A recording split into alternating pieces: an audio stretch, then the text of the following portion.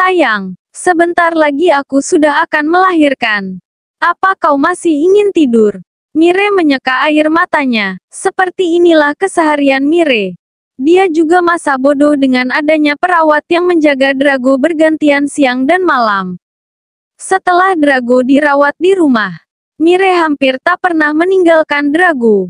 Dia melukis seharian di ruangan yang sama meski tak berani terlalu dekat karena takut bahan dari melukisnya akan berefek jika mengenai Drago.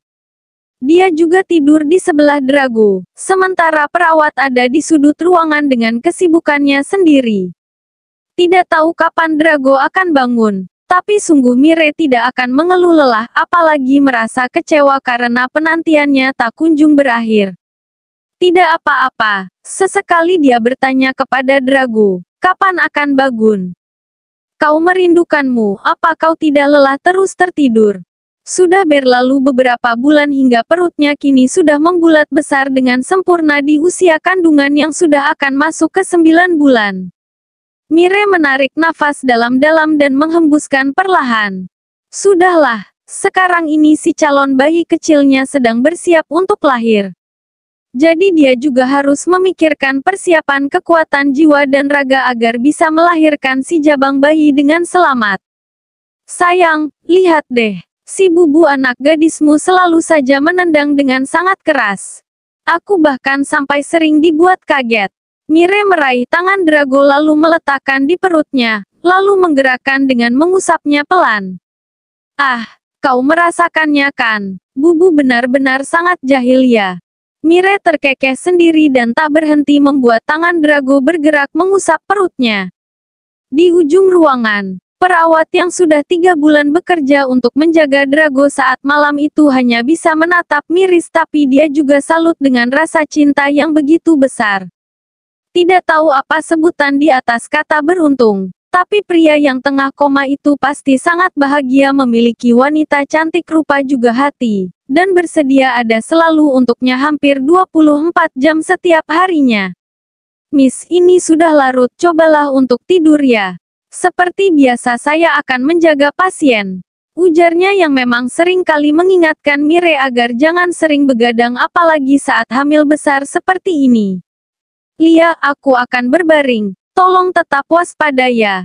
Oke, Miss. Baru saja Mire akan membaringkan tubuhnya di sebelah Drago. Tiba-tiba dia merasakan nyeri dan sakit tak biasa di perutnya. Ah, pekik Mire pelan tapi masih bisa terdengar jelas di telinga si perawat. Ada apa, Miss? Mire menggeleng dengan cepat karena tidak ingin merepotkan si perawat yang nampak benar-benar khawatir. Bahkan dia juga sudah berjalan mendekat membantu Mire untuk berbaring. Tidak apa-apa, sepertinya aku hanya mulas palsu seperti yang sering disebutkan dokter waktu itu. Maklum saja, keadaan seperti ini mau tidak mau membuatku stres juga kan. Perawat itu menaikkan selimut untuk menyelimuti tubuh Mire. Miss, Anda yakin? Kenapa saya tidak bisa tenang ya? Bagaimana kalau saya telepon dokter untuk periksa keadaan Miss? Mire menggeleng cepat, bukannya tidak peduli dengan rasa sakit di perutnya. Hanya saja dia sudah sering mengalami kontraksi palsu semenjak usia kandungan 7 bulan. Jadi dia tidak ingin menganggap hal ini serius karena dia berkeyakinan kalau akan baik-baik saja beberapa saat lagi. Aku sungguh tidak apa-apa, kau kan tahu kalau aku sering kontraksi palsu, jadi jangan terlalu khawatir ya. Mire tersenyum agar si perawat tidak khawatir. Benar saja perawat itu mengangguk meski tatapannya terlihat sangat ragu. Sayang, nanti kalau kau sudah bangun, kita cepat beli rumah yang agak besar ya. Supaya anak kita bisa bermain dengan nyaman. Sekarang aku sih bisa membeli rumah. Tapi aku inginnya mengikuti seleramu jadi tunggu kau bangun saja nanti. Mire tersenyum menatap Drago yang tak bergeming. Dia meraih tangan Drago dan menggenggamnya sama seperti kebiasaannya saat akan tidur beberapa bulan terakhir. Aku mencintaimu sayang. Selamat tidur, ucapnya lalu perlahan menutup matanya. 1 hingga 2 jam mata Mire terpejam karena memang dia sudah tertidur. Tapi saat rasa sakit di perutnya semakin terasa, Dia akhirnya terbangun karena tentu saja akan terganggu dengan sakit yang seperti itu. Miss, ada apa? Apa membutuhkan sesuatu? Tanya perawat yang menyadari Mire terbangun. Perutku semakin sakit, bahkan lebih sakit daripada sebelumnya. Mire memegangi perutnya yang mengeras bak batu. Ah, pekik Mire saat rasa sakit itu kembali menyerangnya. Miss, saya telepon Miss Lucy untuk mengantar ke rumah sakit ya. Jangan, telepon dokter saja. Anda yakin Miss? Lia tak mau lagi banyak membantah. Segera dia meraih teleponnya dan menghubungi dokter yang biasanya memeriksa kandungan Mire. Ah, pekik Mire lagi karena rasa sakitnya semakin parah. Miss, Dokter Tasya bilang untuk Anda mengambil nafas dalam-dalam dan hembuskan perlahan. Sakit itu akan sedikit berkurang, sementara Dokter Tasya akan segera datang. Ah, sakit. Segera setelah menghubungi Dokter Tasya, perawat itu menghubungi Ibu Rina agar segera datang ke sana.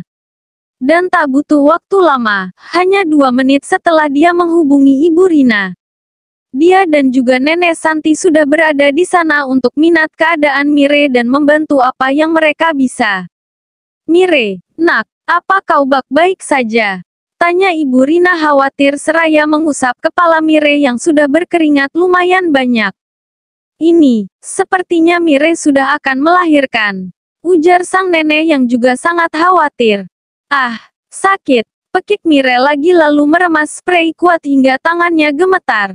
Sabar ya sayang, dokter akan segera datang. Sakit, sakit.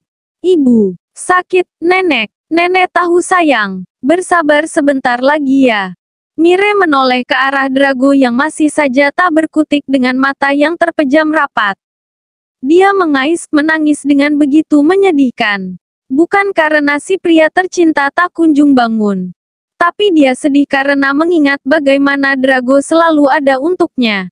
Membantunya perlahan lupa akan rasanya sakit. Dan sekarang, pria itu tengah berbaring sakit tapi dia tidak mampu melakukan hal yang sama. Bahkan sampai anaknya akan lahir pun, dia masih belum bisa membuat Drago membaik. Pekik Mire semakin kuat karena rasa sakit di perutnya semakin terasa. Bahkan jika boleh digambarkan dengan kata-kata, maka rasanya seperti pinggang seolah akan terbelah. Panas, bahkan seperti tengah ditusuk besi panas. Kulit rasanya seperti dikikis dengan belati berkarat.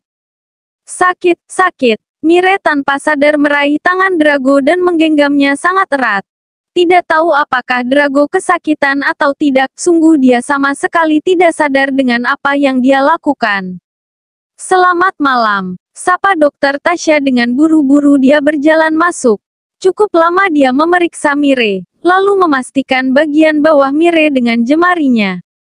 Mohon bantuannya, Mire akan segera melahirkan, dan sepertinya tidak keburu juga kalau harus ke rumah sakit karena ini juga sudah pembukaan 8. Air ketubannya juga sudah pecah sedari tadi. Takutnya nanti jadi melahirkan di mobil. Minta tolong siapkan perlengkapan yang saya sebutkan ya.